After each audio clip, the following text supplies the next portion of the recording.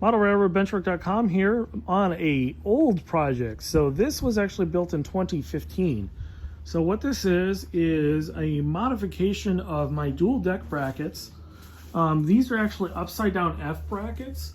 I've got dual track HO up top and 2-track O gauge on the bottom.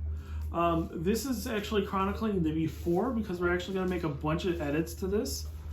So we're going to go ahead and refresh it, make some changes. We're going to swap the track out and eliminate the switches, do a bunch of other little things. But it should be pretty cool. So the thing about this layout is it's actually suspended from the ceiling. So you can actually see it's actually screwed into the rafters. And then over here, the main feature is you'll notice this big steel bracket here.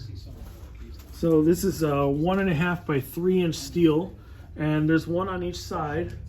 And this entire thing here, spanning the entire 2-car garage door, is actually a bridge. So there's nothing supporting this in the middle here. So you'll see it from the other side as well. You see the garage door and all that airspace above there. So this layout, like I said, was actually one of the first layouts I actually put track and wiring on. So I'm glad I'm getting the opportunity to do some updates here. I'm going to go ahead and paint this gentleman's backdrops. Same time, we're going to be swapping the track out to MTH track. We're going to be swapping the HO track up here to more O gauge track. And we're going to be increasing the radius so he can run his big boys and other larger locomotives. Mr. Benchwork here with kind of a unique layout. So this is actually a 2-car garage with a layout inside that floats above. So this is loosely based on my dual deck bracket system, but these are actually the upside down letter F.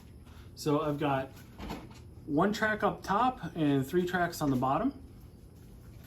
So I've got roughly an 060 on the outside. It's actually 54 and 72 mixed. I've got a 072 in the middle and then 080, I believe, on the outside. The 2 tracks roll around.